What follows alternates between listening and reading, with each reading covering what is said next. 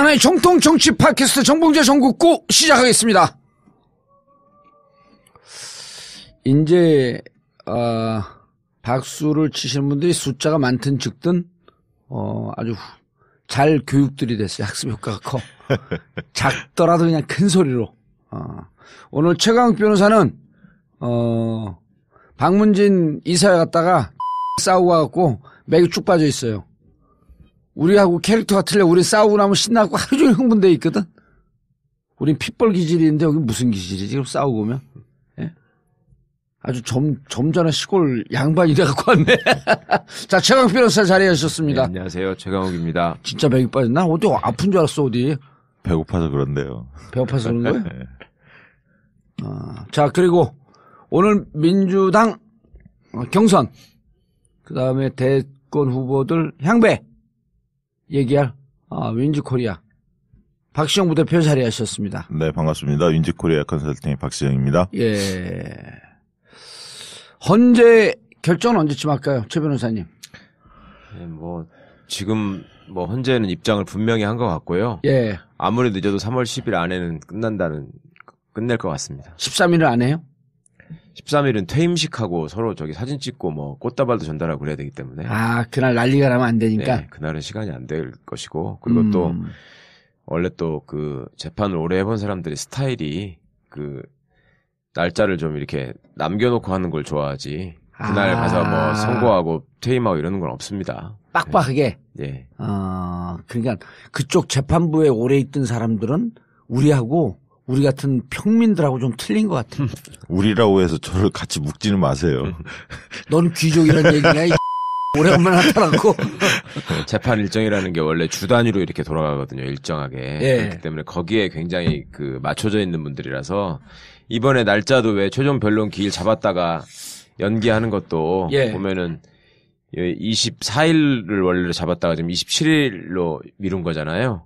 그것도 다 향후 일정까지 감안해서 24일 잡을 때부터 이미 예비일로 한 지금 3, 4일을 남겨놓았던 것이고. 그렇죠. 예, 아하. 그런저런 점들을 생각해 보신다면, 퇴임하는 날 거기서 아침에 선고하고 오후에 퇴임시가 이렇게는 절대 안 합니다. 절대 안 할 분들이에요? 예, 예. 그러면은 9일 아니면 10일? 예, 예. 10일 날 하겠죠. 네. 10일 날? 네. 글쎄 가능성을 봐서는. 왜냐하면 대선 일정 때문에 예. 5월 9일 날 화요일 날 하려면 6월 10일 날 할 수밖에, 3월 10일 날 할 수밖에 없죠. 예. 헌재에 계신 분들은 그런 대선 일정 이런 거 감안 안 한대요. 다 감안합니다. 감안해요? 그러면 말은 표현만 그렇게 할 뿐이지, 감안하죠. 생각이 하겠죠. 이렇게 하면 어떻게 될 것 같다라는 예상이야 본인들도 하고 움직이겠지만. 예. 그래서 저는 10일보다는 9일이 조금 더 가능성이 높을 것 같긴 해요. 왜냐하면 말씀드린 것처럼 이런 어떤 관행이나 이런 걸 되게 중시하니까. 예. 원래 목요일 날이 선고 기일이니까 그냥 그날 하는 거에다가 아마 또 맞추고 싶어 할 겁니다. 그러면은 9일 날 하게 되면 가장 맥시멈으로 늦춰진 게 5월 8일 대통령 선거인데. 그렇죠. 월요일 날이죠. 월요일 날 선거는 좀. 그렇죠. 이번에 재보선거이기 때문에 공휴일이 아니죠. 임시 공휴일입니다. 법정 공휴일이 아니라. 그래서 안 쉬는 데들이 있습니다. 그럼 투표율이 좀 떨어지겠네. 그러니까 이제 사전 투표도 사실은 연휴가 끼어 있어서 만약에 5월 8일 날로 된다면 좀 투표율이 원래는 많이 올라갈 것으로 예상을 했는데 예. 또 이제 일부 또 보수층들이 기권표도 꽤 나올 것 같고요. 보수층 기권표가 재무층 올라갈 거면 예년하고 비슷하지 않을까. 지난 대선이 75.8%였거든요. 그렇게 될 가능성도 있어 보입니다. 그렇군요. 알겠습니다. 그럼 10일이나 9일쯤 선거할 거로 보인다. 네. 가능성은요? 다 인용해요? 예, 8대 0으로 인용될 것입니다. 8대 0으로 인용? 예. 그러면 아스팔트가 피바다로 변하고 뭐라고 그랬죠? 김평우 양반이? 글쎄요. 네? 내란 일어날 거다? 예. 다들 성적이 몸에 두르고 이민 가면 되지 그 사람들은 언제 자기들이 이렇게 내란을 신경 써서. 네? 진짜 내란 일으킨 놈들한테는 한마디도 못하고 거기 추종하면서 말이야. 박정희나 전두환이나 노태우 같은 놈들한테는 어디서 지금 민주적인 절차가 벌어지고 있는데 변호사라는 자가 거기 가가지고 깽판이나 치고 그게 할 짓입니까? 그리고 일각에서 무슨 탄핵이 기각될 수도 있다. 자기들 하는 태도를 통해서 이미 기각 여지를 다 없애버렸어요. 그러니까 기각하려고 그러는 사람들도 그거 보니까 안 하겠더라고. 하려는 재판관도 김평호 같은 사람 취급받을까봐 못할 거야 아마. 국민들이 볼 때는 변호사 하면 좀 배운 사람들인데. 아, 거기 대한변협 회장까지 했던 분이에요. 좀 만만하게 볼 것 같아요. 이제. 예. 아니, 내가 한간에 요즘 그런 게 SNS상에 떠오르잖아요. 떠돌잖아. 그 무슨 헌재 재판관들이 무슨 개인 약점이 잡혀 있다는 둥? 그거 못 봤어요? 네, 못 봤습니다. 그 내가 최 변호사한테 전화했어. 아, 개인 변호 약점들이 잡혀 있다는 그런 소리 도는데 그것 때문에 기각시킬 사람 생기지 않았을까? 않을까? 그랬더니 아, 약점이 잡히면 빨리 해버려야지. 정권을 없애버려야 되니까. 제가 근데 방송 이런 공중파 방송에서 방송 시작할 때마다 내가 이렇게 탁탁 걸리는 게 아주 같은데 내가 3월 6일부터 SBS 라디오를 시작하거든요. 뭐 이렇게 욕심이 많으세요? 이런 이게 무슨 먹고 저기 살아야지. 어? 수요가 뭐 많은 건지 욕심. 골목상권 지켜주자 뭐 이런 얘기하다가 뭐 싹쓸이 하려고 그래요. 골목상권 내서 이제 아니 근데 이 한 회의를 하는데 그랬다는 거 이거 너무 파격적이지 않냐. 뭐가요? 정봉주를 여기 SBS 메인으로 한다는 게 103.5인지 뭐 거기 이제 메인으로 쓴다는 게 아침 10시거든 11시거든요. 예. 너무 파격적이지 않냐. 근데 그거를 추천한 사람이 이렇게 얘기를 했다는 거야. 지금 방송 시장이 어떤지 아세요? 어떤데요? 그러니까 팟캐스트가 대세예요. 근데 그건 맞거든. 왜냐면 모든 방송들을 팟캐스트에 다 올리잖아. 팟캐스트가 대세인데 지금적으로 라디오 안 들어요. 팟캐스트 듣지. 그렇지. 그건 맞는 얘기죠. 예. 예. 그래서 이제 오늘 그 분들이 오시는데 라디오를 팟캐스트처럼 하는데 어떻게 해 그걸? 라디오를 팟캐스트처럼 해달라고? 예. 즐겁게 해달라는 말씀이지 뭐. 그러니까 뭐 점잖게 이거 어떻게 생각하십니까? 그게 말이죠. 뭐 이렇게 해갖고 어쩌고 이런 거 하지 말라는 거야. 라디오는 삐처리 안 될 텐데. 아, 욕은 안 하지 그래도. 아이씨. 사람을 무슨 아주 상잡놈으로 보내. 생방송이 위험한데. 정봉주 특유의 웃음소리가 또 가득 차겠구만 이제 라디오에. 아니 근데 TBS 하면서 사장이 거기 누우면서 TBS TV 네. 한 번쯤은 방송사고가 날 거다 이렇게 봤나 봐. 언젠가 한번 욕을 할 것이다. 어? 막말을. 네. 근데 내가 원래 막말 안 하는 사람이거든. 이렇게 당신한테 이렇게 욕할 때 마음적으로 엄청 양심에 걸려. 안 하던 욕을 하려고 그랬더니. 제가 수긍할 줄 생각하세요? 술 챘어요? 아니, 너무 독점하지 마시고, 저 정청래 의원 좀 나눠주세요. 그 판도라 망했던데. 어떻게 아니, 근데 진짜 망했다. 아, 너무 참담하더라. 어쩌다가 그 차명진하고 같이 해가지고 그렇게 됐어. 그러니까 상대도 중요한 것 같아요. 정말 중요하죠. 예? 전역이 좀 이쁜 짓 하니까 동반 상승한 것 같아. 변호사님. 네. 근데 전혁 의원은 아주 전혁 의원을 친하게 잘하는 사람은 계속 속지 말라고 얘기를 하는데 가까이서 보면서 우리도 촉이 있잖아요. 사람에 대한. 그리고 작가니까 무척 감정선이 섬세하더라고. 상황을 분석하고 상황을 들여다보는 게 진짜 예리해요. 아니, 인상도 좀 변하긴 했어요. 완전히 변했어요. 예전에 인상이. 그 표독스러운 그 도끼가 빠졌더라고. 얼마나 그래서. 귀요미를 떠는데요. 그거는 좀 그렇고. 청취자 여러분, 저는 정봉주의 상대로 전효옥을 추천하면서 둘이 싸우기를 바랬습니다. 아니, 여기 최강 변호사 추천해갖고 누가 올라왔냐면 그 얘기도 되겠지? 그럼 이제 다 지났는데. 그렇지. 그 방송국에서는 사실 미안하다 여기를 먼저 추천했어. 그래서 내가 재미없을 거라고 그렇게 고승도.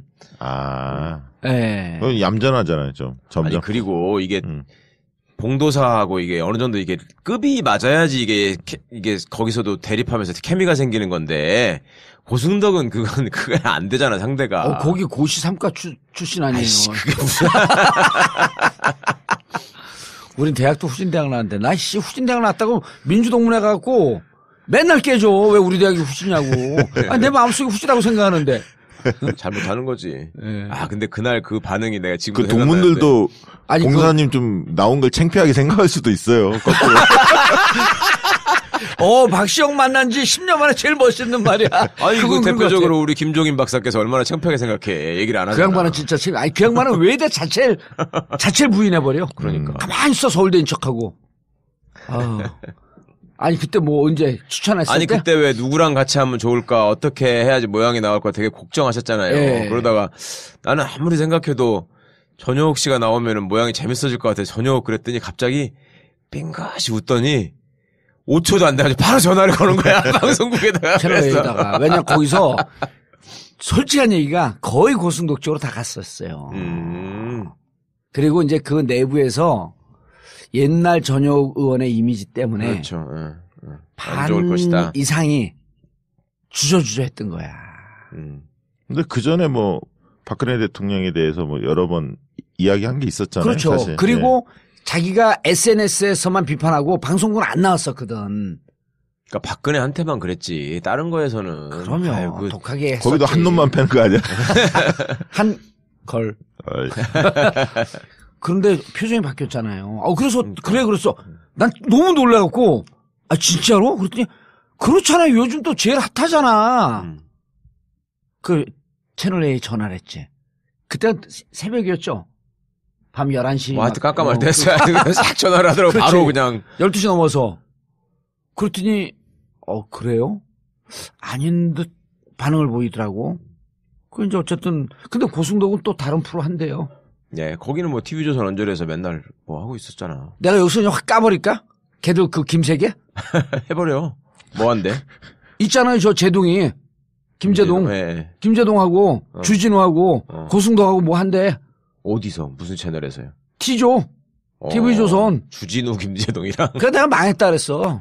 왜냐면 김제동하고 주진우는 재밌거든요, 개인적으로는. 그렇지. 가장 결정적인 단점이 킬러. 종편이 너무 이렇게 줄을 서네. 그러면. 너무 노골적이네. 너무 노골적이야. 네. 근데 잘하고 있다고 그랬어요, 제가. 나는 사드 우리 사드 갖고 싸웠잖아, 한번. 채널A에서. 그거를 우리 주장을 편집 안 하고 이렇게 거의 내보내는 걸 보고, 물론, 안영환 전혁 의원 주장도 많이 냈죠. 근데, 통일운동을 오래 한 사람이 그 외부자들 보고 전화 왔어.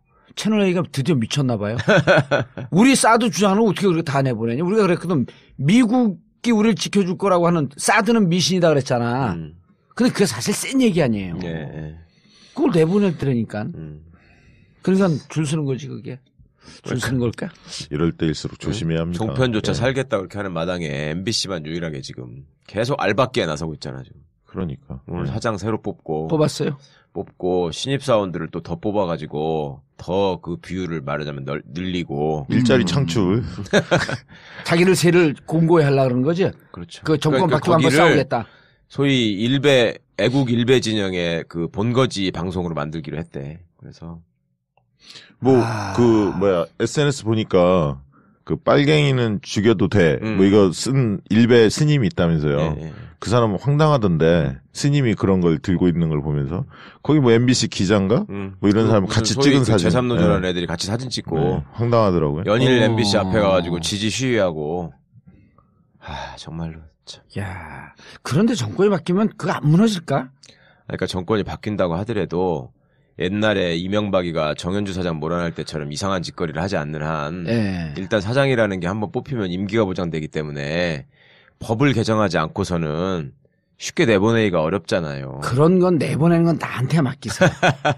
그 자꾸만 적법하게 하려고 하니까 이 적법이 문제야, 적법이. 우리 합법적으로 할 건데. 합법적으로 끌어내면 돼요. 하여튼. 본인이 사퇴하게.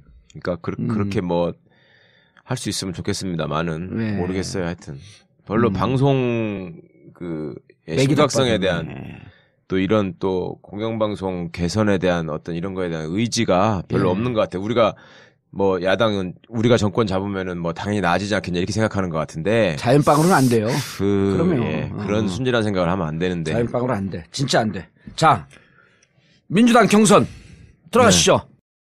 오늘까지 몇 명 됐어요? 오늘 27일 월요일.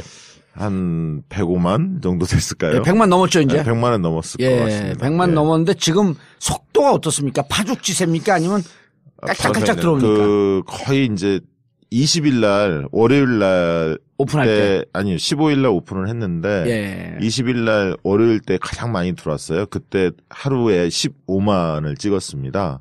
그 뒤로는 10만, 그리고 이제 8만 이 정도를 찍고 있거든요. 그러니까 꾸준히 시간당 한 6천 명 정도가 들어오고 있어요. 아니 이제 우리 방송 나가서 한 18명 정도 하루에 8만 명 가까이가 꾸준히 들어오고 있는 상황입니다. 우리 이제 방송 주말에 좀 줄고요. 나가면 네. 사람들이 이러거든. 우리나라 사람들이 임박해갖고 들어오려고 그러거든. 네. 그런 경향성인데 이제 우리 방송 나가서 적극적으로도 지금 민주당 그 경선 선거인단 들어가라. 이 방송 나가면 난 또 확 늘 것 같은데. 그렇죠. 방송에 영향이 있겠죠. 그러면 이게 1차 모집이 탄핵 3일 전까지입니다. 예. 그러니까 만약에 탄핵이 10일 날이다 그러면 7일까지. 그럼 탄핵 일자 이거 선거 일자는 미리 발표를 해줘요? 며칠쯤에 해줘요? 아니 뭐 할 수도 있고 안 할 수도 있는데 하는 게 원래 원칙이죠. 예. 언제 그 전날 선거하겠습니다. 하진 않겠지. 네, 그건 아니고 변론 종결하면서 원래 그 길에 선거는 언제 하겠습니다. 이렇게 하는 게 원래 정석이죠. 하도 감옥 갔다 온 지가 오래되니까 기억이 가물가물하네 이제. 그래서 지금 탄핵 그 전에 들어온 분들 3일 전에 한 분들이 1차 모집을 왜 중요하냐면 1차 모집이 예. 그게 이제 광주, 충청, 부산, 서울 이런 식으로 순회 경선을 하는데 예. 거기에 이제 반영이 돼요. 그러니까 탄핵 3일 전에 들어온 사람들은 자기가 거주지가 호남이면 호남에서 까는 표에 합산이 됩니다. 근데 이 탄핵이 가결되고 2차 모집을 일주일 정도를 지금 계획하고 있거든요. 예. 그때 들어온 분들은 거주지 불문하고 서울 경선 마지막 경선에 표를 까게 돼 있어요. 그러니까 순회 경선에 영향을 못 줍니다. 그래서 내가 만약에 충청이나 호남이나 부산, 예를 들면 영남권이라면 그 전에 순회 경선할 때 반영되는 게 더 의미가 있잖아요. 자기 표가. 네. 왜냐하면 드라마가 그렇죠. 네. 이어지니까. 그렇기 때문에 가능하면 3월 한 5, 6일 전에 가입할 수 있는 분들은 적극적으로 가입하시는 게 굉장히 중요합니다. 이 양반은 그 중요한 얘기를 왜 이제 해? 이제 불러놓고 한 3주 전에 불러놓고 아니 지금 나는 나오고. 이게 네. 빨리 해야 된다고 계속 그러더라고. 그래서 예. 야 그거 천천히 하지 뭐 빨리 하냐. 어. 근데 중요한 얘기가 있네. 네, 중요합니다. 자, 탄핵이 9일이나 10일 날 발표가 되면 3일 전, 네, 10일이게 되면 7일이나 6일까지. 그래서 네. 이 방송 듣는 분들이 3월 5일까지 일단. 그렇죠. 3월 5일 정도면 되겠죠? 네, 그렇죠. 그때까지는 네, 다 3월 5일까지는 경선 선거인단에 들어가야지. 특히 광주 호남 분들, 네, 충청권 분들, 네, 그다음에 영남권 분들. 네, 이분들은 1차 호남에서 먼저 하고 네, 2차 충청에서 하고 3차 영남에서 한단 말이에요. 그렇죠. 그래서 여기에서 미리 반영을 하려 치면 3월 5일까지는 가입을 해라. 네, 그리고 나머지 그 지역에 계신 분들도 탄핵 이후에 가입하게 되면 그것은 모두 다 수도권 경선으로 들어가는 거다. 그렇죠. 이 중요한 걸 왜 이제 얘기하지? 진짜 처음 들었죠? 예, 처음 들었습니다. 나도 처음 들었어. 우리가 처음 들으면 여기 듣는 사람들은 다 처음 듣는 건데.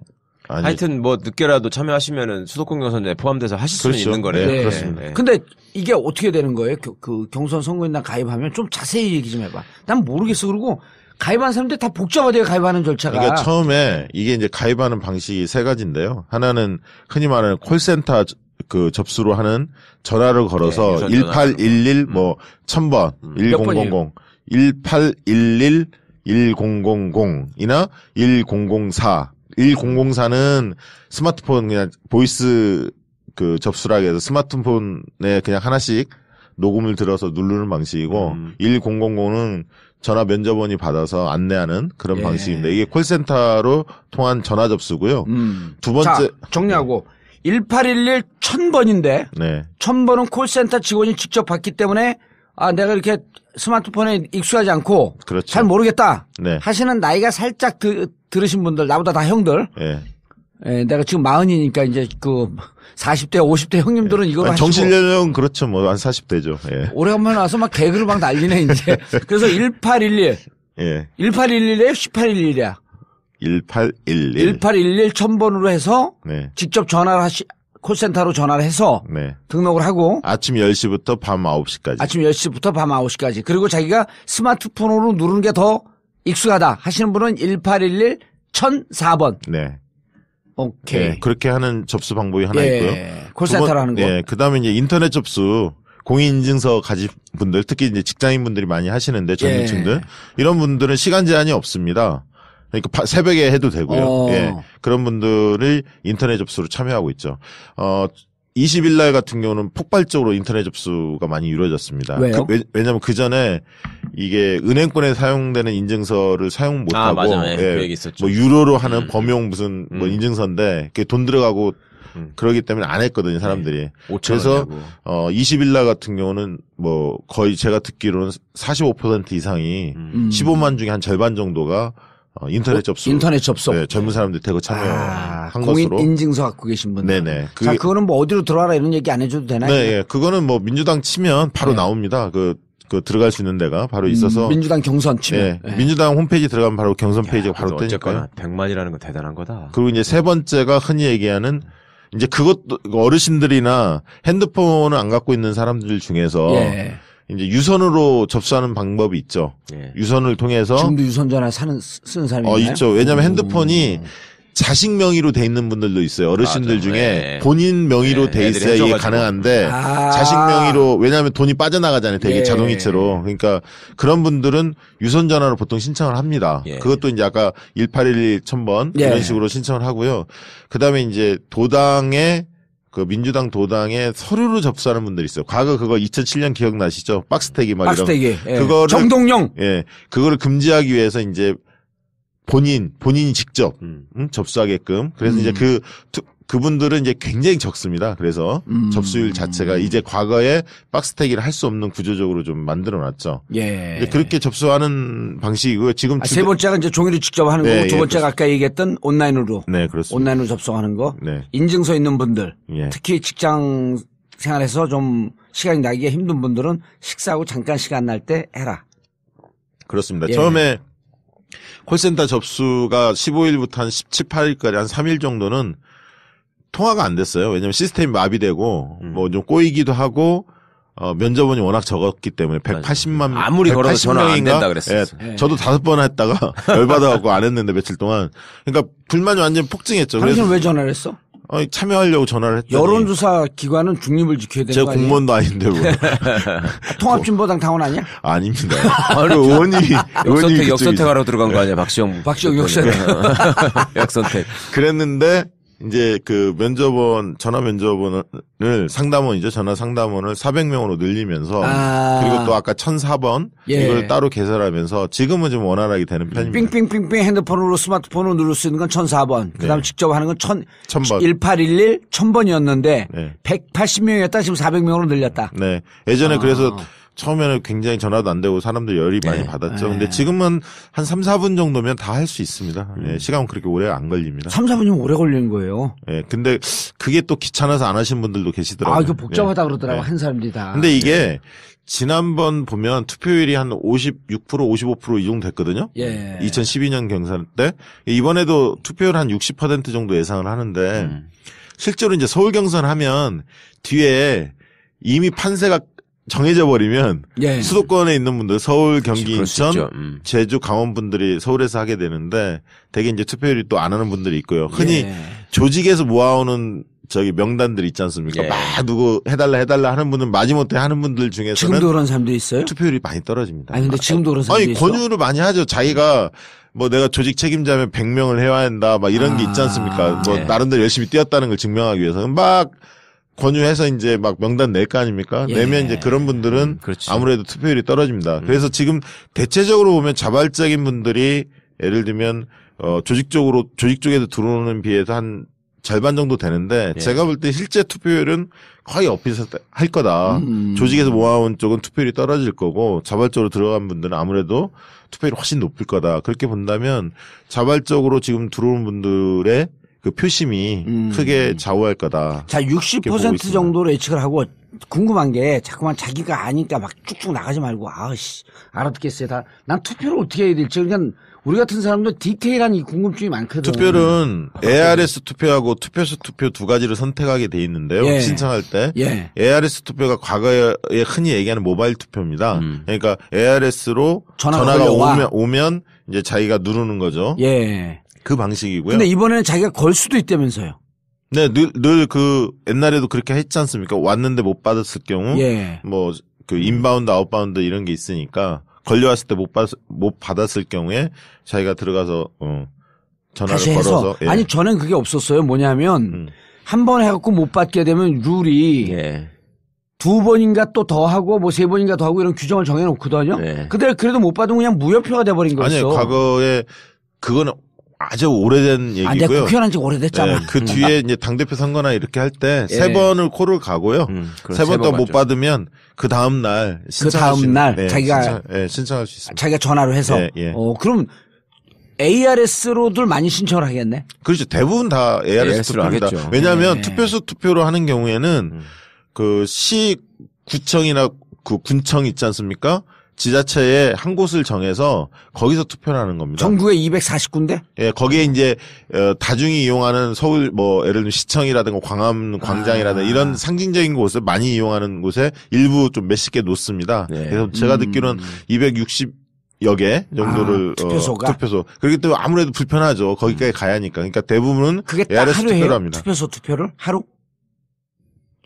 투표 자체는 하루는 아닙니다. 예. 그게 정확히는 투표소도 모르겠는데 며칠 열려 있겠네요. 예, 열려 있습니다. 며칠은 열려 있는데 하루는 아닙니다. 예. 하루는 아니고 근데 이제 유선으로 전화하는 분들은 투표소 투표예요. ARS 투표를 못 합니다.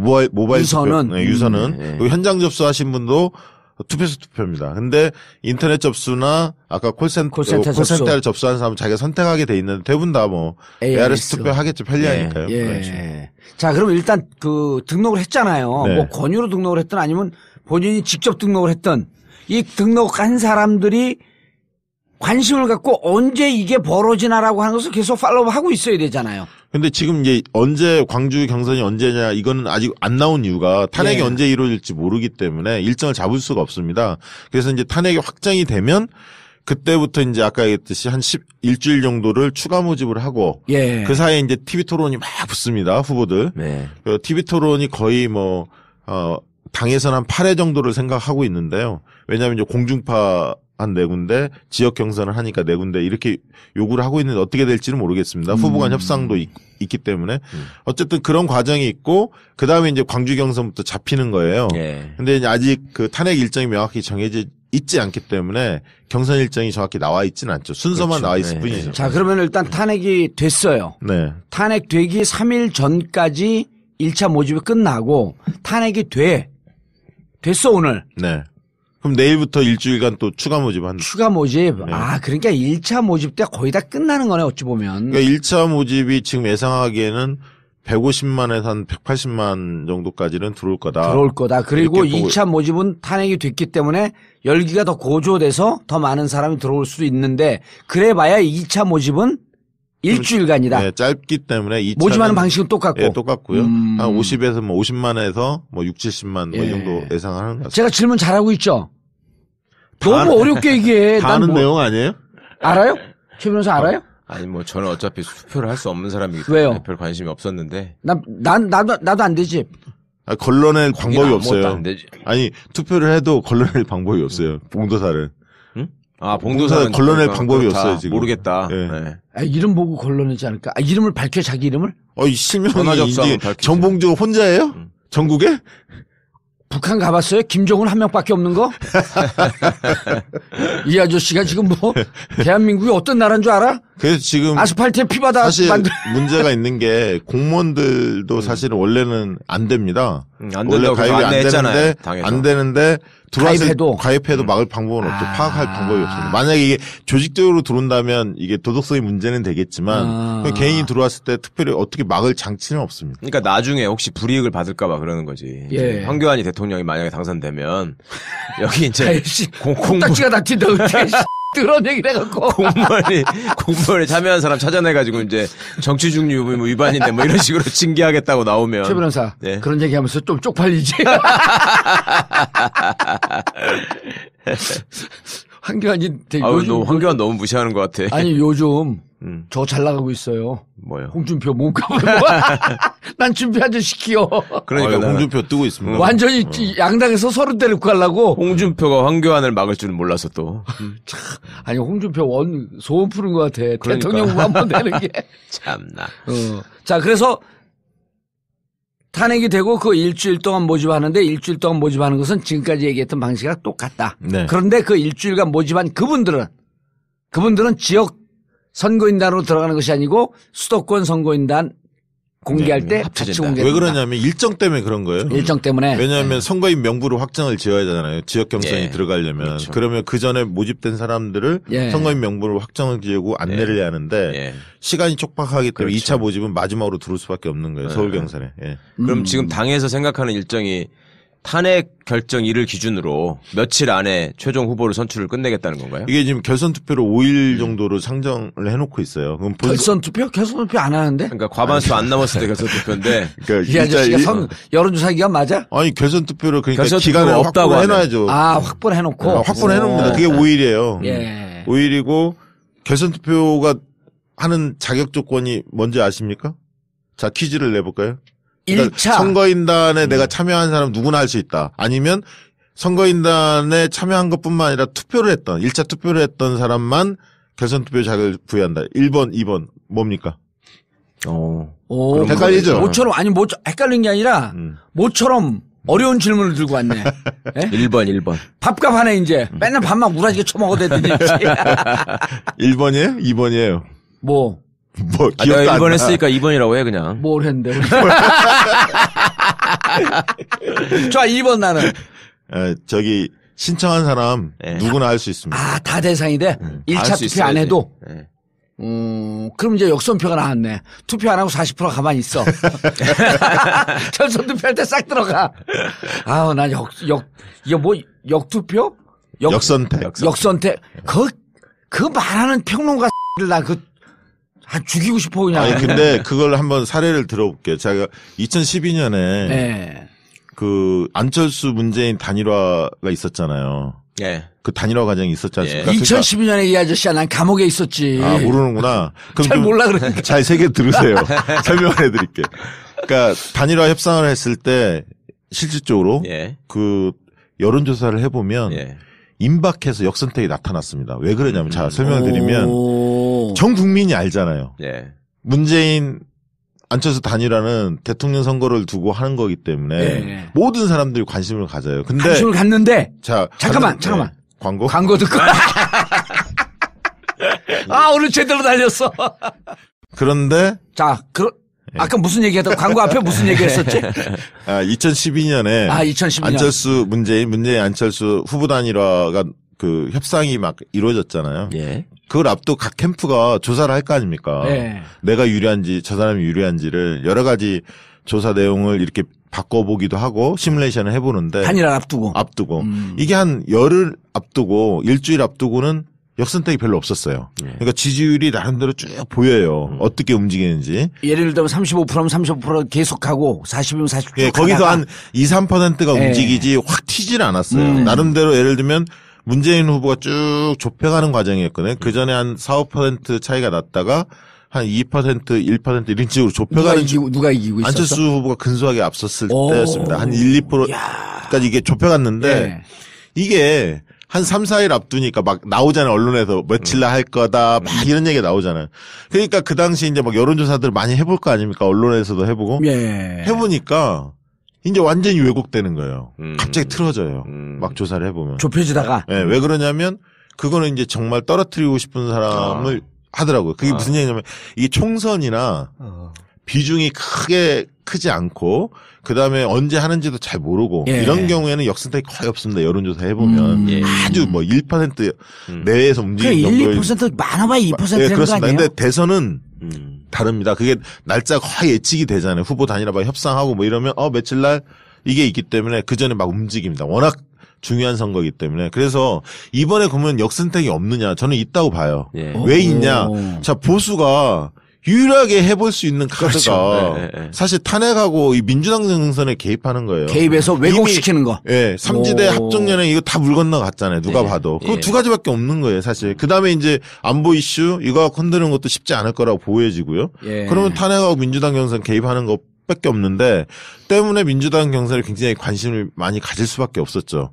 그리고 민주당이 완전 국민 경선제로 다 열어버렸는데 이게 사실은 원래 오픈 프라이머리 취지잖아요. 그렇죠. 이게 같은 네. 정당끼리 같은 시기에 해야 역선택을 방지할 수 있는데 네. 이게 법 개정이 안 됐거든요.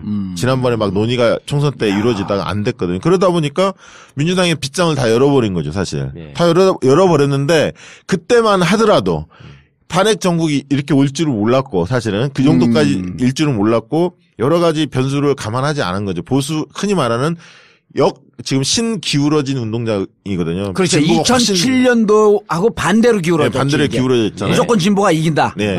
그러니까 그런 상황이기 때문에 보수가 장난칠 여지가 상당히 많아진 겁니다. 이게 이제 만약에 지형이 팽팽했다면 역선택 별로 걱정 안 해도 되는데 지금 그런 상황이죠. 그러기 때문에 실제로 이제 조사를 해보면 경선 참여 의향이 있느냐라고 물어보면 물론 민주당 지지층이 점유율로 보면 한 60% 정도가 나옵니다. 예. 그러나 타당 지지층이나 무당파들이 한 40%를 차지하고 있어요. 와, 거기에 무척 높은 거죠. 예를 들면 이념 성향별로 분석을 하면 진보가 한 50%를 차지하고요. 어디에? 그 40% 아니 전체 100으로 놓고 보면 점유율로 보면 구성비로 보면 진보층이라고 응답하는 사람들이 한 50%, 중도가 한 35%, 보수라고 응답하는 사람들이 한 15% 정도를 차지합니다. 그렇기 때문에 그 사람들이 물론 다 들어왔느냐 아직 확인할 방법은 없고 의향만 이렇게 한번 물어보면 예, 여론조사상 그렇게 잡힌다는 거죠. 실질적으로 저는 뭐 꼭 그 비율대로 들어오지는 않겠습니다만 꽤 흔히 말하는 민주당을 별로 좋아하지는 않지만 특정 의도를 가지고 들어오려고 하는 분들이 적어도 저는 전체 한 5% 남짓은 될 거다. 5%. 예, 예를 들면 200만이 참여하면 10만 명 정도는 충분히 들어올 수 있다. 저는 그렇게 보고 있습니다. 꽤 높은 거네요. 높은 거죠. 예. 그런데 네. 단점이 하나 있잖아요. 선거인단을 가입하기가 복잡하고 길어 시간이. 근데 요즘에 그 일베나 이렇게 보수 쪽에서도 스마트폰 잘 사용합니다. 그렇죠. 젊은 일베. 이제 많이 달라졌습니다. 예. 그리고 꼭 그 보수층뿐만 아니라 사실은 예를 들면 국민의당에서도 좀 들어오려는 기류가 보이고요. 뭐 바른정당 지지자들도 마찬가지고. 예. 자, 맥시멈이 5%쯤 될 거라고 봐요. 네. 그럼 이 5%의 투표율은 어느 정도 될 것 같아? 여기도 비슷하게 60% 정도 해당하는, 즉 5% 중에 3%는 투표를 할 것이다 이렇게 봐야, 아니면 여기는 좀 더 높을 가능성이 있죠. 그럼 이게 판을 바꿀 수도 없네. 아니 근데 판을 바꾸려면 5%가 됐건 뭐 3%가 됐건 10%가 됐건 자기들끼리 딱 맞춰야 될 거 아니야. 우리는 가가지고 일제히 예를 들어서 안희정 찍겠지. 안희정 찍는다. 일제히 문재인을 찍는다. 이걸 정해야 되는데 지금 박사모 게시판에 쌈났다는 거 아니에요. 누구를 찍어야 되느냐를 놓고. 당신이 박사모였어 이제 보니까. 그거 보도됐어 그거. 그러니까 처음에 탄핵을 기각을 시켜야 할 판에 웬 남해당 경선에 탄핵에 찬성하는 놈들 경선에 왜 들어가냐. 그러니까 건강한 박사모가 있는 거야. 있죠. 제정신 박힌. 그렇지만 또 다른 한 부류도 분명히 있죠. 가서 흔들자. 아니, 어떻게 싸움이 났다는 거예요? 그러니까 거기다가 이제 자 전부 다 저기 민주당 경선 그거에 등록합시다. 가서 역선택 해가지고 우리가 싫어하는 후보를 떨어뜨려야 합니다. 이렇게 올렸을 거 아니에요, 누가. 댓글이 달릴 거 아니야. 맞습니다. 빨갱이 문재인을 떨어뜨려야 합니다. 이렇게 막 올리니까 야, 이 안희정이가 덧빨갱이다. 너는 그것도 모르냐. 그러니까. 그렇지. 반미 구국청년이가 너는 안희정이 어떤 정권을 갖고 있는지도 모르는 무식한 놈이다. 막 그러니까 어디다 대고 지금 무식한 놈이라고 하느냐. 이렇게 서로 싸움이 났다, 거기서. 재밌어, 아주. 아니, 우리 박사모 하나 모집할까? 박사모를 사랑하는 사람들의 모임. 그래갖고 좀 돈 좀 모아서 후원해. 그러니까 안희정 지사를 좋아하는 보수층 중에서는 순수한 어떤 진정성을 보고 좋아하시는 분도 분명히 있습니다. 있고요. 일부는 전략적 사고를 좀 하는 것 같아요. 뭐냐면 첫 번째는. 근데 오늘 네가 하는 얘기는 선의로 보인다. 그래요? 첫 번째는 이게 포용하려는 자세들이 있잖아요. 보수층까지. 그런 면에서 안도감 같은 걸 좀 느끼는 것 같고요. 두 번째는 막연한 기대감이 있습니다. 어떤 기대감이냐면 일부 전략적 사고하는 사람들은 안 지사가 상대적으로는 문재인 후보에 비해서는 검증이 안 돼 있잖아요. 덜 돼 있잖아요. 그래서 본선에서 검증을 하면 흔들 수 있고 낙마시킬 수도 있다. 때문에 우리가 안 지사를 올려놓고 후보를 만들어놓고 흔들겠다는 거예요. 충분히 소재가 있다. 정책이 준비 안 되다. 이렇게 전략적 사고를 통해서 판을 흔들겠다라고 생각하는 층도 분명히 있습니다. 그러니까 보수층이 어떤 선의에 그 코드가 좀 맞고 자세에 대한 마음이 들어서 안 지사를 좋아하는 분들도 분명히 계시지만 그렇지 않은 사람도 있는 게 사실입니다. 그러면 혹시 이런 건 가능성이 있어요? 그러니까 제가 지금 보기에는 안희정 지사가 요즘 몇 번의 그 실언을 통해서 지금 과거 그러니까 이제 어떤 대국민 지지도를 뭐 소위 우클릭을 통해서 높이셨을지는 모르겠으나 지금 민주당 경선에 당의 지지자로서 동참해가지고 하는 분들한테는 많이 마음이 떠났을 것 같은데, 그러니까 실점을 했을 것 같은데, 근데 안 지사가 그런 지적에도 불구하고 그 기조를 크게 바꾸지 않았단 말이에요, 지금. 네. 그러면은. 안 바꿔요? 그렇게 뭐 사과는 했지만 네. 기본 기조는 계속 유지하고 있잖아요. 연정 얘기도 계속하고 계승 얘기도 계속하고. 그런데 그런 생각 속에 혹시라도 이 사람들의 역선택에 도움을 받아가지고 내가 어떻게든 2등이 돼서 결선까지 가면은 내가 이길 수도 있다. 그런 전략까지 포함돼서 그런 워딩을 계속 하고 있는 걸까? 일단 소신으로 보이고요. 예. 전략보다는 소신이라고 보여집니다. 아니 그러니까 이게 예. 그 주위에 있는 사람들이 예. 안희정 지사가 중도 보수 쪽에 표를 얻기 위한 전략이 아니라 글쎄. 예. 정체성 자체가 예, 예. 같다 이렇게 보는 사람들이 근처에서. 그러니까 지금 그런 사람 그렇게 보는 사람들이 늘어나고 있다니까요. 네. 아니 그 본인이 그렇지. 그러면 민주당 지지자들 층에서는 그렇게 멀어질 거 아니에요. 그 사람들 다시 롤백 할 거 아니야. 그렇죠. 예. 그게 지금 벌써 나타나고 있죠. 지지율에서 나타나더라고. 그러니까 지금 22%까지 최고 찍었는데 네. 보통 20에서 25%를 찍다가 20이 무너졌잖아요. 20이 무너지고 계속 빠질 겁니다. 계속 빠져서 제가 볼 때는 한 15까지 15까지 내려올 겁니다. 예. 15 정도까지 내려올 겁니다. 그러니까 예. 이게 5에서 7%가 단계별로 빠질 겁니다. 한 10일 보름 사이에 싹 빠질 겁니다. 그래서 진보층에서 빠지면서 지금 어떤 현상이 일어났냐면 과거에는 안희정 지사 조사를 해보면 중도층이 제일 많이 지지하고 그 점유율로 본다면 제일 많이 지지하고 보수하고 진보가 엇비슷했습니다. 예. 사실은. 근데 지금은 최근 조사를 흐름을 보면 대연정 그 선의 발언 이후에 흐름들을 보면 보수층이 제일 많이 지지하고요. 그다음에 두 번째가 중도층이고 진보층이 제일 지지가 낮습니다. 그러니까 진보층이 철수를 하고 있어요. 그리고 호남이 철수하고 있고요. 민주당 지지층이 철수하고 있습니다. 이게 같이 맞물리고 있는데 그러니까 오래간만에 불렀더니 좀 내용이 있네. 항상 내용 있었어. 그래요? 할 말을 없게 만들어요. 나는 그 전에 묘한 왔을 때는 재주가 있어요. 나는 예. 그 전에 왔을 때는 사실 좀 졸고 앉아 있었어. 뭔 소리예요? 아무튼 그게 오. 빠지면서 안 지사가 17%, 15% 단계별로 빠질 가능성이 있고요. 야. 그럼 빠진 표가 누구한테 갈 거냐. 이게 일부는 한 2, 3%는 문재인 전 대표한테 갑니다. 그리고 예. 한 2% 정도는 이재명 시장한테 갈 것 같습니다. 예. 왜냐하면 그 안 지사의 표를 분석을 해보면 사람들은 착각하는 게 반기문 전 총장이 낙마하면서 그 표를 다 얻은 거 아니냐. 이게 제일 많을 거다. 부정비로 보면. 예. 그런데 실제 분석을 해보면 과거부터 안희정을 지지했던 분들은 한 4, 5%밖에 안 되잖아요. 그렇죠. 조금씩 예. 계속 올라오지 않았습니까? 예. 거기서 예. 안 머물고 한동안 있었잖아. 한동안 있다가 막 7, 8, 막 10 이렇게 계속 올라왔는데 가장 많이 뺏어온 표는 사실 문재인 전 대표 표였어요. 예. 그리고 두 번째가 이제 반기문 표, 그다음에 안철수 표, 이재명 표 이런 표였거든요. 근데 그 문재인 표 중에서는 1위가 문재인 표를 뺐었고 2위는 반기문, 반기문, 3위 이재명, 안철수. 이재명, 거의 안철수. 엇비슷하고요. 예. 이런 표를 뺏었습니다. 그러면 문재인 전 대표 표가 빠졌어야 하는데 왜 안 빠졌냐 이렇게 볼 수도 있잖아요. 사람들이 예. 궁금할 예. 때. 계속 20%부터 연말에 30%까지 꾸준히 올랐거든요. 예. 근데 반면에 문재인 전 대표는 안철수 표를 많이 뺏어왔고요. 그다음에 또 반기문 표를 뺏어왔고 이재명 표를 뺏어왔습니다. 그러니까 사람들 볼 때는 지지율이 30% 겉으로는 똑같지만 겉으로는 똑같지만 그 안에서 한 70%의 그 문재인 지지층은 견고합니다. 그 층은 안 바꿔요. 계속 지지 의향, 충성도라고 얘기하죠. 예. 그 층이 거의 한 70% 되고 30%는 상황에 따라 움직이는 표예요. 여기로 갔다가 또 다른 표가 이리 오기도 하고 원래 그렇습니다. 그러니까 그런 측면에서 안희정으로 가 있던 과거 문재인 지지층이 일부가 다시 문재인으로 빼갈 가능성이 있다. 그게 하고 있다. 하고 있다. 또 일부는 이재명 쪽으로 가고 있고요.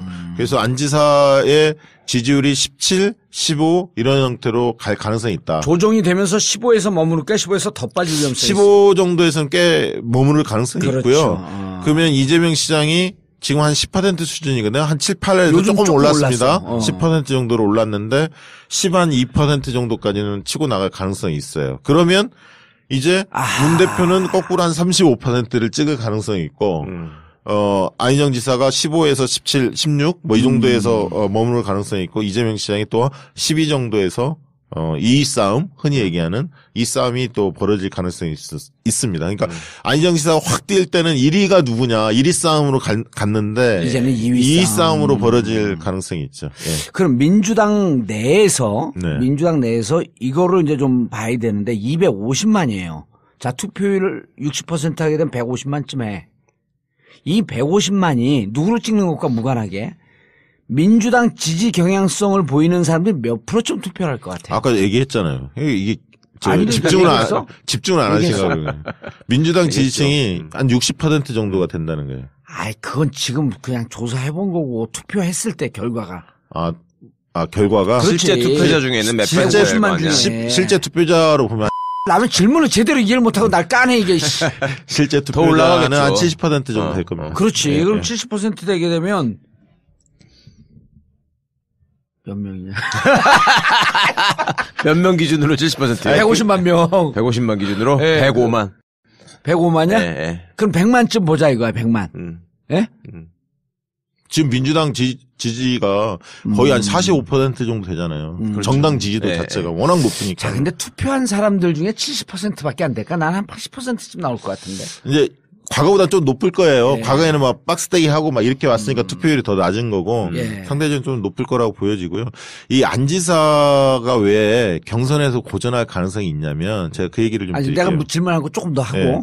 자, 그러면 70%를 일단 100만으로 봅시다. 네. 100만이 민주당, 150만 중에 100만이 민주당 경향성인 사람들이야. 네. 100만이. 예. 이 100만의 분포는 어떻게 될 것 같아요?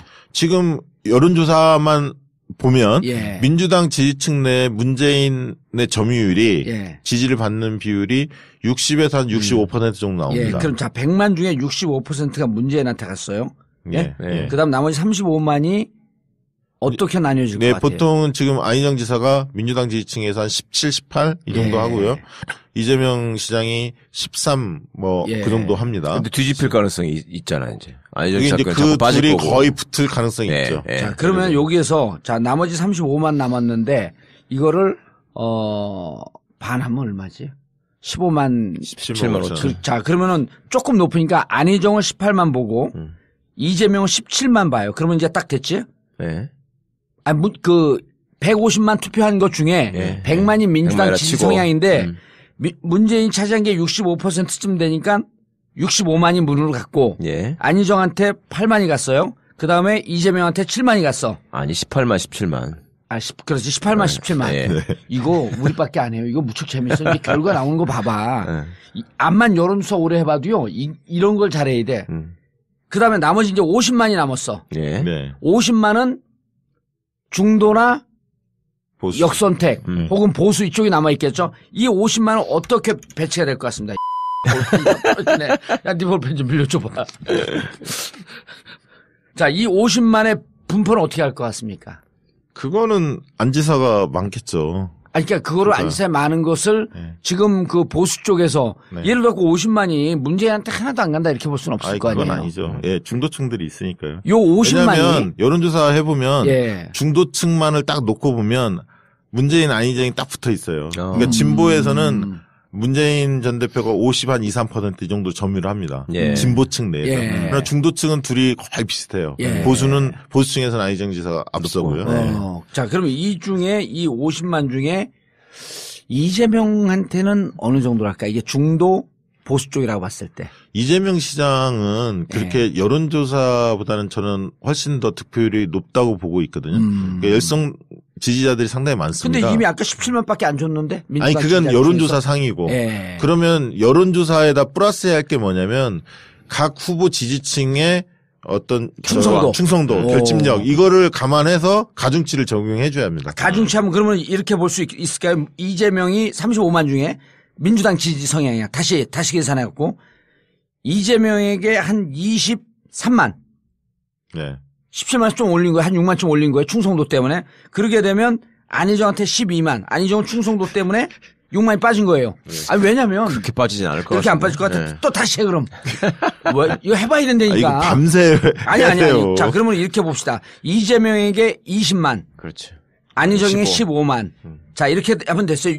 민주당 지지 100만 중 65만이 문재인, 안희정 15만, 이재명 20만. 자, 그럼 나머지 보수층 50만을 나눠줘봐요. 이재명한테 얼마씩 갈까요? 제가 이재명 볼 나는 때는 뭐 이재명 씨 한 10만. 10만씩 나가요? 아니, 20%인데? 중도층, 아니, 그러니까 이재명 시장은 이렇게 생각해야 돼. 그거 아까 중도층만 있는 게 아니라 민주당을 지지하지 않지만 예를 들면 정의당 지지층, 과거에 통합진보당 지지층도 있을 수도 있고 예. 다양한 지지층이 있을 수도 있죠. 그럼 그런 여기서 이재명에게 10만 보내줘도 된다. 네, 오케이, 10만 보내주고 그럼 40만이 남거든요. 이 40만은 안희정한테 반반이? 네, 안희정한테 조금 더 가지 않을까? 더 갈 수 있죠. 안희정한테 25만. 25만. 25만 그다음 문재인한테 15만. 자, 문재인 15만, 안희정 25만. 그러면 자, 계산 나왔습니다. 문재인이 80만. 예? 네. 문재인이 80만이에요. 150만 중에. 네. 그다음에 안희정 40만. 네. 이재명 30만. 네. 80만이면 150만 중에 몇 프로야? 반이 넘죠. 60%. 많이 넘죠. 60%. 60%까지 돼요? 예. 75만이 60%는 안 되죠. 예. 150만 중에 80만이니까 그러면 54에서 58. 54에서 한 57, 8 정도로 해서 문재인이 1차의 끝. 맞아요, 틀려요? 저는 결선 투표 없이 끝날 가능성이 많다고 보고 그럼 있습니다. 몇 프로? 저는 제 예측은 50한 7, 8% 정도. 당신 준 대로 계산한 거거든? 기껏 하니까 54 나오니까 57, 8로 왜 올려? 아니 이게 그 흐름이 광주 찍고 충청 찍고 영남 찍으면 대세가 수도권에서 다 지지층이 투표를 안 하기 때문에 예. 상대적으로 자, 올라갈 가능성이 그럼 이렇게 있다고. 보면 되겠는데 우리가 지금 순수하게 계산한 건 53.3, 그 54쯤 보고 그리고 박시영 부대표가 예측한 57, 8 그리고 54서부터 58 사이에서 1차 결론이 난다. 네, 그럴 가능성이 있어 보입니다. 이게 가장 정확한 계산 아니에요? 그냥 생각할 때도 1차에서 과반으로 끝날 거라고 생각하는 분들이 많은 것 같던데. 과반인데 또 우리는 네. 도사의 호칭을 갖고 있으면 몇 프로까지인지 맞춰야 되는데 54에서 58 정도가 맞겠네. 느낌이. 아니 제 주변 사람들을 얘기를 들어봐도 저를 포함해서 안희정 지사의 선의를 의심하지 않고 있던 사람들이 말하자면 처음에 선의 발언 나왔을 때만 해도 어떤 좀 전략적 발언일 것이다 라고 기대를 했다가 그 JTBC에 나가서 손석희 앵커하고 대담하는 것 때문에 맛간 사람들이 많아요. 많죠. 그다음 분노 논쟁. 분노 논쟁 때 난 살짝 갔어. 나 원래 안희정 그 지지 측이었거든. 충격적인 거 하나 알려드릴까요? 안희정 지사의 지지층을 분석해보면 2012년 문재인 박근혜 할 때 그 투표층들 있잖아요. 어떻게 분포돼 있을 거라고 짐작이 되십니까? 안희정 지지층에 문재인 찍었던 사람 반, 박근혜 찍었던 사람 반. 와. 딱 느낌 오지 그걸 뭘 물어봐 그런 걸. 진짜 도사인데. 네. 반만 가 있는 거예요. 그러니까 의외로 우리 쪽 했던 사람들이 없어요. 그래서 문재인이 본선에 지출했을 때 가상대결을 우리가 하지 않습니까? 뭐 황교안, 안철수 뭐 3자대 이렇게 붙였을 때 안희정 표의 움직임이 어떻게 되냐면 문재인 표로 흡수되는 게 40% 정도밖에 안 됩니다. 나머지 황교안 쪽으로 가요? 아니 일부 이제 찢어집니다. 안철수한테도 가고요, 황교안한테도 일부 가고요, 또 유보층도 있고요. 이게 찢어집니다. 그리고 놀라운 반면에 사실이네. 이재명 후보의 표는 문 대표한테 얼마 본선 때 얼마 가냐면 80에서 아닙니다. 50에서 60 사이가 갑니다. 거기도 80까지는 안 가? 왜 안철수 쪽으로 한 20도 빠지고요. 이렇게 빠지면 왜냐하면 국민의당 성향을 가진 비문 성향을 가진 분들 중에서 또 개혁적인 성향을 가진 분들이 있거든요. 그런 분들은 이재명 시장 지지하고 있습니다. 자. 그래서 이제 흔히 얘기해서 산술적으로 다 뭐 껴안으면 될 거라고 생각하지만 이미 안 지사의 지지를 떠받치는 구조가 다국적군입니다. 그렇기 때문에 생각이 다 다른 거예요. 그렇죠. 그들을 하나로 모아서 우리가 본선에 갈 수가 없습니다. 그러니까 이해찬 총리가 그런 얘기를 했잖아요. 본선 가면 다 떠날 사람, 다 떠나는 건 아니죠. 그러나 절반 이상은 떠날 사람이 있어요. 글쎄. 보수 측에 기대고 보수 측 외연 확장한다라고 하는 것이 환상이다. 본선에 가게 되면 보수 측에서 안희정을 지지했던 사람들은 보수층에서 그분들은 다 떠날 표다. 그 환상 갖지 마라. 그러면서 세게 얘기하고 안희정 측에서 좀 섭섭해하니까 그 이후로 방송 출연 안 하시대. 섭섭할 만하죠. 상당히. 근데 왜 그러냐면 또 이해찬 총리가 우리 나온다 그랬었어요. 오늘 원래 나오는 날이었잖아요. 아니 근데 이제 나는 사실 이제 이해찬 총리가 나오면 내용이 좋고 그런데 좀 일단 재미가 없어. 그래서 이거 받을까 말까. 재밌게 만들면 되지 왜. 그래도 또 난 옛날부터 모시던 어른이니까 그 앞에서 뭐라고 못 그러겠더라고. 그런데 그때 그 방송을 어디 파장이 어디 가서 얘기했죠? 진짜가 나타났다. 민주당 거기 가서 얘기했어요? 그래갖고 그게 있어요. 순위가 좀 올라갔어요? 그건 모르겠고 아무튼 거기서 발언하신 걸로. 예. 오마이뉴스도 자기들도 나서 했다 그러던데? 그래요? 두 군데 다 했구나, 그러면은. 그러고 난 다음에, 그 다음부터 아예 방송 안 하겠다고 얘기했죠. 너무 반향이 커갖고, 예. 좀 불편하다 그러시더라고. 그러니까 지금 안희정 지사가 사실은, 일관성 있게 그 얘기를 지금 하고 있잖아요. 예. 대연정, 아무튼, 이 부분이, 그러니까 민주당 지지층한테 상처를 많이 줬죠. 그러니까 우리 후보 진짜 맞냐라는 생각들을 가지면서 이 강령집 얘기도 또 꺼내셨잖아요. 새누리당과 비슷하다. 똑같다. 크게 다르지 않다. 이 얘기를 했는데 그건 상당히 당원들의 자존심을 많이 긁은 발언이죠. 그러니까 참 안타까운 게 그 양반이 나름 그 생각을 기피하고 그 일관성을 유지하고 자기의 생각을 견제하려고 하는 그거는 좋은데, 그리고 기본적인 말이 틀린 것도 아니에요. 보면은 민주주의의 성숙도가 중요하다. 그리고 정권이라고 하는 것이 어떻게 일방적으로 끌고 갈 수 있는 것이냐라는 데한 고민. 그런 거는 인정하는데, 본질적으로 대통령 선거에 도전하는 사람이 시대 정신을 외면하는 것 같다는 생각이 자꾸 들어요, 저는. 그래요? 요즘 보니까. 나 시대 정신이 잘 모르겠어, 이 시대. 좀 알려줘. 대통령 선거에, 제가 보기에는 이번 선거의 시대 정신은 촛불. 적폐청산이야, 적폐청산. 그 촛불의 민심 그거죠? 예. 나 제대로 봤네. 정말 지겹게 국민들이 겪은 거 아니에요. 소위 한국 사회에서 배웠다, 가졌다, 높다 이런 놈들이 보인 그 아주 본질을 정말 지겹게 느끼고 이걸 어떻게든지 극복하는 지금 그 계기로 삼아야 된다 이렇게 지금 하고 있는 상황에서 아니 걔들하고 손잡고 연정을 해야 되고 걔들의 선의도 인정해줘야 되고 이런 얘기를 해버리니까 사람들이 마음이 떠나지. 나는 이 생각이 부쩍 들더라고. 뭐냐면 최 변호사하고 방송하면서 제일 크게 감명받은 게 그거든. 군 사법 체계의 제도의 개편. 왜 군인들은 군 재판부에서 재판을 받느냐. 똑같이 받아야 된다. 무슨 특별한 것도 없고. 그러고 거기 주심 재판관은 법률 지식이 하나도 모르는 군 대장을 앉혀놓는다는 거 아니에요.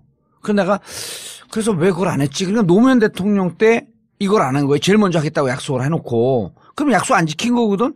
제일 먼저 한다 그러긴 했었어요?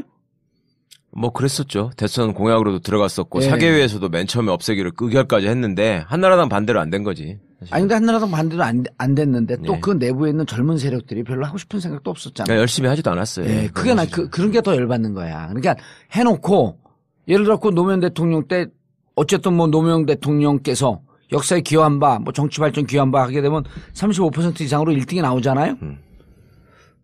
그런데 그 내용을 좀 파고 들어가 보면 못한 게 있어요? 그 다음 못한 게 노무현 대통령 의지의 부족이라고 하면 우리가 좀 이해를 해. 근데 사실은 노무현 대통령을 싸고 있었던 실세들, 이 인간들이 안 한 측면이 많이 있거든요? 그런 거 아니에요? 예, 그런 면이 있죠. 그 양반들이, 우리 복지국가로 한번 가자. 북유럽 모델로 가자. 노무현 대통령 고민했단 말이에요. 스웨덴 모델로 갈 거냐, 뭐로 갈 거냐. 그럴 때, 이게 삼성이나 이런 대기업하고 우리가 등을 지고 가면 안 될 것 같습니다. 하면서 삼성과 관계를 좀 더 견고히 하고. 그런데 이게 정말 국가 발전을 위해서 그랬냐? 개인의 이익을 위해서 그랬냐? 나 이런 거 따져봐야 된다는 거예요. 예. 나중에 보면 결국은 개인의 이해타산 때문에 그렇게 갔던 측면. 노무현 대통령 눈을 가렸던 측면이 있거든요. 그렇죠. 그럼 이제는 우리는 뭘 해야 되냐면 그때 노무현 대통령 때 못했던 거. 그렇죠. 그리고 그 이후 9년 동안 누적되었던 적폐. 이걸 먼저 털어내고 난 다음에 보수에서 반성하는 사람도 있으면 그럼 그때 우리 정권을 잡고 너희들도 참여해서 같이 가자. 너네 보니까 그중에 그렇게 잘못했을 때 너네가 좀 부정적이고 비판적인 관심을 너희들은 갖고 있었더만 이런 사람들하고 같이 가는 거 아니에요? 아니 그래야지 당연히. 내가 이명박하고 손잡고 좋은 세상 만들자 그러면 정봉주 그러지. 그렇지. 지금 조사해보면 부정부패 척결하고 공정 평등 이 정의의 이슈가 가장 높습니다. 경제 살리기보다도 더 높습니다. 그래 경제 살리기보다? 더 높습니다. 그리고 이제 지지율 얘기 하나만 더 드리면 보통 이게 급부상하는 거 있잖아요. 급상승하는 지지율이 이 한번 꺾이면 급락합니다. 이게 단계별로 쭉 견고하게 올라오는 지지도는 상당히 탄탄하거든. 지지 구조 자체를 분석해 보면. 근데 갑자기 팍팍 뛴 지지도는 어느 정점에 딱 가면 한번 꺾이면 확 주저앉습니다. 근데 재반등하기가 쉽지 않은데 그런 면에서 이재명 시장이 최근에 약간 포지티브하게 좀 바꿨잖아요. 이재명을 합니다. 이런 식으로 하면서 다시 조금씩 올라가는 기운이 있거든요. 그것도 되게 특이한 현상인데 그러면 안희정 지사는 계속 곤두박질 칠 거냐, 기회는 없느냐, 저는 있을 수 있다고 봅니다. 그 기회가 탄핵이 지나면 인용이 되면 이제 통합의 요구들이 분출될 수가 있습니다. 네. 극과 극이 좀 싸우고 뭐 이게 통합이 좀 안 되기 때문에 그런 요구가 있을 텐데요. 그런 부분에서 과연 국민들의 그런 요구가 안희정 지사가 흡수할 수 있느냐. 아까 전통적인 지지층한테 많이 떨어져 나갔는데, 그러니까 그 싸움이 진영 대결로 가면 안희정 지사한테 기회가 올 수도 있고요. 그 싸움이 상식과 비상식, 이제 비상식적인 행동에 대해서 이 청산이 됐기 때문에 대한민국을 다시 시작하자. 다만 아까 했던 그런 국가 대개조, 적폐청산 이런 쪽의 방향을 잡고 가느냐, 아니면 진영 대결이 굉장히 혼란스럽게 이루어지느냐. 아까 80%가 탄핵에 동의를 하고 있는 세력들 아닙니까? 그 세력들이 힘을 합쳐서 새로운 사회를 건설하는 흐름이 형성이 되면 안희정 지사의 그런 어떤 소구력이 그렇게 크지 않을 수 있지만, 진영 대결이 굉장히 가파르게 전개가 된다면 안 지사에게 또다시 기회가 올 수도 있다고 봅니다. 그거는 이제 흐름이 어떻게 되느냐를 주시할 필요가 있다고 보여지고요. 그런데 그때쯤 되면 이미 힘이 많이 빠졌고, 우리가 그때 사설에서 그런 얘기를 했잖아. 안희정 지사는 검증이 되면 될수록 조금 불편한 얘기들이 나올 것이다. 근데 한번 그렇게 검증이 돼갖고 빠진 사람들이 난 15%도 무너질 수도 있을 것 같아. 경우에 그러니까 따라서는. 안 지사 입장에서는 너무나 안타깝게 생각하실 게, 이게 25%까지 갈 수도 있었거든요. 25% 가면 네. 이제는 대혁명의 시기다 그러면서. 왜냐하면 언론이, 보수 언론이나 진보 언론이나 가릴 것 없이 다 꽃길을 깔아줬잖아. 다 띄우게 했거든요. 그리고 검증도 별로 안 했고, 안 지사가 또 잘한 것 중에 하나가 인지도가 낮았는데, 이게 예능 프로를 많이 나갔잖아요. 방송 프로를 많이 나가면서 인지도도 많이 올리면서 신선감, 젊음 이거를 소구력을 받았어요. 그다음에 이제 포용적인 이미지도 좋고요. 이 세 가지가 지지율을 떠받들였거든요. 사실은 뭐라고? 신선함, 젊음. 그러니까 포용력, 역동적인 5시간 동안 막 연설한다, 증문즉답한다 이런 파격적인 거. 우리는 50시간도 한다. 근데 기회를 안 주잖아요. 출마 기회를. 아니, 나는 출마할 생각 없는데 일단 50시간. 필리버스터 하면 6박 7일을 한다. 오줌만 계속 싸면. 그래서 이제 포용적인 자세 이런 것들이 굉장히 이제 호감을 얻을 수 있었잖아요. 그리고 시대 교체라는 얘기도 좀 젊은 사람이 해야지 뭐 이런 것도 통해서 문재인 후보에 대해서 좀 거부감을 갖는 사람들의 마음을 얻은 거거든요, 사실. 근데 이게 꼭지를 못 딴 거죠. 22 정도 왔는데 본인이 자청한 거죠, 사실. 깔딱고개서 밀린 거지. 선의 발언 등등 과거 대연정은 그냥 한번 실수했겠지 이러고 이제 뭉갰는데 사람들이 그냥 속에는 있었지만 꺼내지 않았는데, 이게 이제 누적이 되면서 이게 전략이 아니라 소신이네. 생각이 달라진 거죠. 아니, SNS 상에서는 선의 발언하고 난 다음에 뭐라 그랬죠? 반어와 비유였었다. SNS 상에 이렇게 올리고 19일 날 자기 캠프 갖고 또 뭐라 그랬냐면, 난 그게 더 충격적이었어요. 내가 모시던 분이 떨어져 죽고 난 뒤에. 이거는 일베들이 쓰는 표현 아니에요? 온라인상에서 떨어져 죽었다. 뭐 심지어 떨어져 뭐라고 더 심하게 얘기하고 그러는데, 그걸 보고 사실은 친노 쪽에서는 안희정 지사 좋아하는 사람들 많았었어요. 그럼요. 왜냐하면 친노의 적자는 문이 아니다 안희정이라고 생각하는 소수의 일부 사람들이 있었거든. 그 사람들까지 막 꼭지가 돈 거야. 그러니까 이게 문재인 전 대표 지지층 보면 굉장히 열성적인 지지자도 있지만 사실은 상당수가 소극적 지지자였어요. 맞아요. 왜냐하면 이 구전에서 모이면 문 대표를 지지는 하지만 속내를 별로 드러내지 않는 사람들이 많았거든요. 샤이문이 많았었어. 왜냐하면 정권 교체의 현실적인 대안이기 때문에 지지하는 거지. 이런 생각 가진 사람이 있었는데, 이번에 이제 안 지사의 그 발언들을 쭉 보면서 이분들이 말문을 좀 열은 거예요. 봐라. 안희정보다 문 대표가 정체성이 맞지 않느냐. 이 얘기를 이제 꺼내기 시작한 거죠. 그 소극적 지지자들이. 그러면 우리 세 명의 결론이 결선 투표로 갈 것 같지는 않다. 그렇죠? 그럴 것 같습니다. 광주 1등은 누가 될까? 문재인 전 대표가 2등. 문재인이지. 그럼 죄송합니다. 이상한 걸 물어봤어. 2등 이재명. 2등. 이재명이요? 광주에서. 저도 그럴 것 같은데. 지난번 출연했을 때 고재열 기자하고 서로 입장이 좀 달랐잖아요. 바뀌었죠. 그때 고재열 기자는 안희정 얘기했고. 그래서 내가 오늘 고재열 기자 불렀더니 거기 틀릴 거니까 불리지 말라고 까더라고 바로. 잘했지. 근데 고재열 기자는 또 기자의 객관적 입장에서. 왜냐면 그때는 안희정 선의 발언이 없었을 때예요. 그렇죠. 막 상승 국면이었으니까. 예. 이 깔딱고개에서 꼬꾸라진 게 없었거든. 그러니까 안희정 지사의 표는 바람표입니다. 바람이에요, 바람. 조직이 별로 없어요. 그리고 선거위원장이 김범용이에요? 그대 이름은 바람, 근데 이제 바람. 충청에서는 상당히 몰표가 나오죠. 왜냐하면 그렇죠. 충남 같은 데는 압도적일 겁니다. 예, 실질적으로 압도적일 거고. 그러니까 이제 광주에서 표 차이가 얼마나 나느냐가. 충청의 1등은 누가 될까요?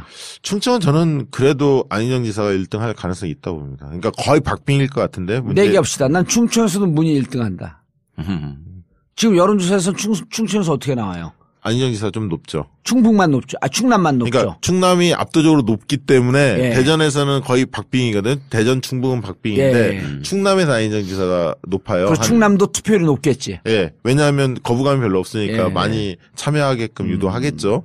그래서 이제 안희정 지사의 표는 충남표가 사실 뭉텅이 표가 좀 있는 거예요. 사실 나머지는 굉장히 바람표고 예. 이재명 시장 표는 굉장히 열성적인 지지자들이 10명, 20명씩 손가락 생명군. 예, 끌어당기는 표고 문재인 전 대표의 충성도가 가장 높습니다. 사실은 조사를 해보면 경선 참여 의향이 이재명 시장보다 더 높게 나옵니다. 그러니까 이제 문재인 전 대표 표는 조직표도 있지만 열성적인 그런 표들이 같이 있는. 그러니까 안 지사가 바람표라는 게 사실은 저는 중요하다고 봐요. 그러니까 그 문재인 대세론을 꺾을 여지가 생기려면 소위 말해서 젊고 신뢰감 가는 지도자라는 게 딱 포지셔닝이 돼야지 그나마 가능성이 있는 건데 이제 지지율이 5%, 7% 이럴 때하고 20%를 넘어갈 때하고는 검증의 강도가 달라지잖아요. 그렇죠. 그러면 제가 보기에는 뭐 거대 담론을 얘기하고 설명하는 것도 중요하지만 구체적으로 유권자들 마음에 딱 꽂히는 강론. 예.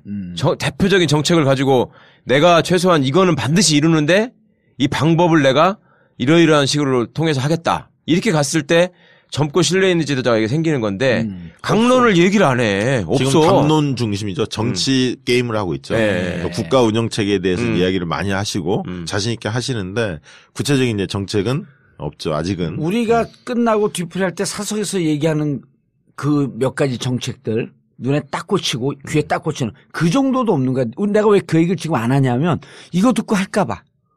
그 그 얘기하지 마, 이 아저씨야. 그만. 차차기 대선 준비하시는 것 때문에 그만. 아니 근데 지금. 우리가 몇 번 얘기했잖아. 아니 이렇게 딱딱 꽂히는 몇 개만 있어도 왜냐면 그러니까요. 바람이 좋았거든. 네. 예? 네. 싸도 온 거 갖고만 반응하면서 싸웠지. 그리고 이거만 있어도 난 민주주의자입니다. 정당 생활 제일 오래 했습니다. 그다음 없어. 그러니까 안희정 지사한테 새가 모이려면은 소위 문재인 대표한테 답답함을 느꼈던 사람, 이재명 대표한테 불안감을 느꼈던 사람, 이런 사람들이 그렇죠. 쫙 모여야 되는 거 아니야. 그리고 이런 나라일 것이다. 예. 이게 있어야 되는 거지. 약간 그러니까 그물을 너무 넓게 쳤죠. 그러게. 적당히만 치고 갔어도 상당히 바람이 근데 불었을 텐데. 그 객관적으로 박 부대표님, 네. 객관적으로 우리가 오늘 안희정 지사를 좀 그 안티를 하는 그런 방송으로 느끼진 않죠. 객관적 현상. 원래 그러니까 조사의 근거에서 얘기하는 예. 거고 두 번째는 뭐 이쪽에 그 청취자들은 쭉 들었으면 방송 알겠지만 전국과 지향하는 방향이 있잖아요. 예. 약간 좀 뭐 개혁적이고 나름대로 진보 노선을 나름대로 좀 옹호하고 촛불 민심과 예. 적폐청산. 같이 그게 우리의 갖고, 과제 아니에요. 예. 그렇기 예. 때문에 거기에 뭐 일관성 있게 얘기하는 거지 예. 특정 후보를 뭐 깔려고 하는 건 알겠습니다. 아니니까. 최 변호사는 선거인단을 과연 못해요? 예. 언론에 길이 없다 그러잖아. 왜 안 해요? 양심에 걸리는 일을 안 한다? 아니 뭐 양심을 떠나서 예. 솔직히 뭐 이기는 편이 우리 편이라고 생각하고 있기 때문에. 어떻게 나하고 철학이 똑같아. 정봉재 전국구 마치기 전에 박수 칠 뻔했어 나도. 민주당 선거인단 3월 5일까지 대거 가입해 주시길 바라고 우리 방송에 나가고 한 100만쯤 더 들어올 것이다 라고 예상하면서 정봉재 전국구 마치겠습니다. 감사합니다. 감사합니다. 감사합니다. 1, 2, 3, 4.